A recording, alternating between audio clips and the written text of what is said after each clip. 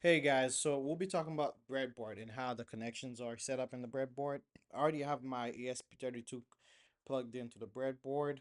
Um, so as you guys can see on my screen right now, I have the DHT uh, sensor running, the humidity and temperature sensor running here, and we can go through the code. It's the type 11 DHT11, and I'm running it in pin 4. So that's pretty much it. And I also set up this little thing to connect to Wi-Fi so I can send updates or new code to the microcontroller over the air. So it's called the OTA. But anyway, we're not here to talk about that. So we're here to explain how the breadboard function.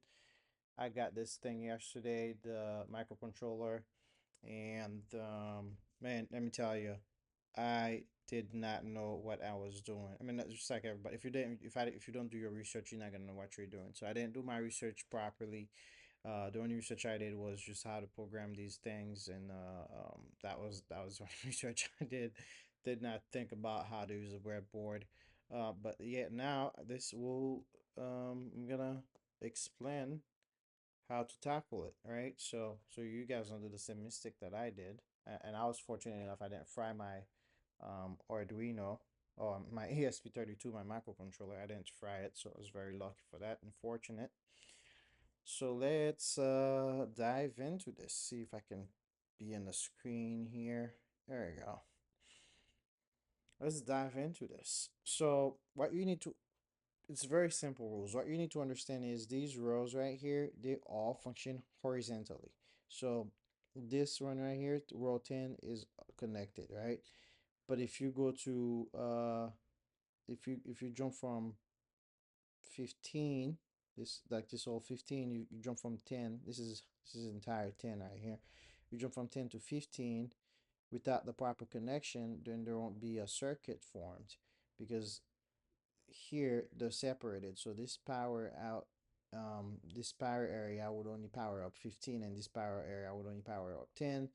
But now there's a distinctive difference between 10 and 15. I'm sorry, between the power area and then the bread area, the boarding area where you'd be creating a circuit. The distinctive difference is this is horizontal. All of them is horizontal, and here it's all vertical. I didn't know that, so I messed up. So we're gonna use this thing here, although then the LED to kind of demonstrate what I mean by this. One key feature to understand about these LEDs, if you see one pin is longer than the other one, then that means there's a polarity, polarized LED.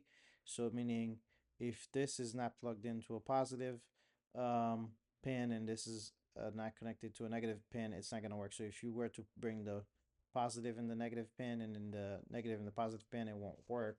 It won't turn on the LED. So let's jump in. We're gonna create a connection here. So I'm just putting this in, boom, like so. And then we'll use the power coming from uh, the ESP32 to power up this LED. So I got the red wire here is the positive. It's coming from the 3 volt from the ESP32. So I'll use orange here for positive, and let's stab it like so. So I could just easily just do this. Like I'll show you. This right here would be a quick and dirty way of powering up this LED. So before I power it up. So yeah, that's fine. This would be a quick and dirty way. Let me use this. It's quick and dirty, and you don't use a lot of wires. So I could put this in here for the negative, and then we'll power our negative from here, and boom, the LED is on, right? So I didn't secure it, and of course it got turned off. But yeah, that's if you secure the pins, then yeah, the LED is on. That works. Now, what about these things around here? Well, we could do the same, right? So this will go in the positive, So we want to match the lines. Uh, Not really, but it's not necessary because these are horizontal, remember? So, I'm sorry, these are vertical, remember? So you don't really have to match the lines. Now you could come up here and then just throw this pin right here. Why is it not turning on? Why is it not turning on? Well, there it is. This is the secret right here. This circuit is not connected. This right here, the power is just hanging around here right now. There's no connection with this. They're not connected. So what you could do is we could create a connection. So we could come here. Let me go in the positive, right? Positive. Put this resistor in there and then make sure I match it with this one. It still doesn't turn on. Cool. The reason being because the negative is not connected either. So we need to connect our negative. So now what we need to do is find the negative and just plug it in here. Let me just use one of these holes and plug the negative.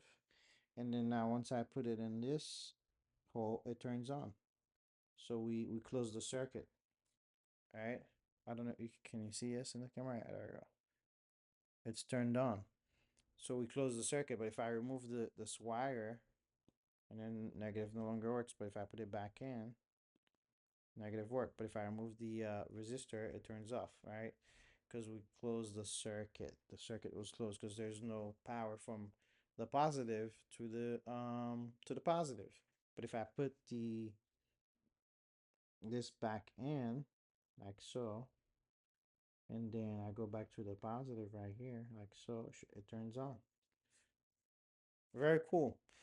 So that's all I wanted to share with the video. Oh, and let's jump here. So with your microcontroller, your ESP32, you got some pins. So you got a three. Let me see if I can bring it closer to the camera.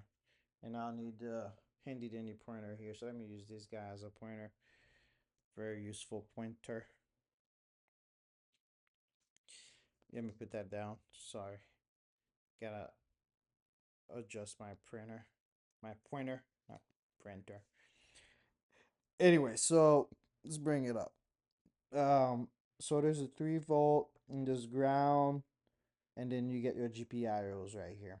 So 3 volt, um, I'm using, so I put it, I'm using the horizontal circuit side of things here. So I plugged in my 3 volt like this, right? To my power, my positive cord to the 3 volt, and then I'm using the ground, which is the black cord over here, goes to uh the temperature sensor, and that's how I was able to pin map the uh the circuit here on this board. So remember, the most important thing you need to remember in this video and all my rambling is this middle part of the breadboard goes horizontally, and then this power part of the breadboard goes vertically.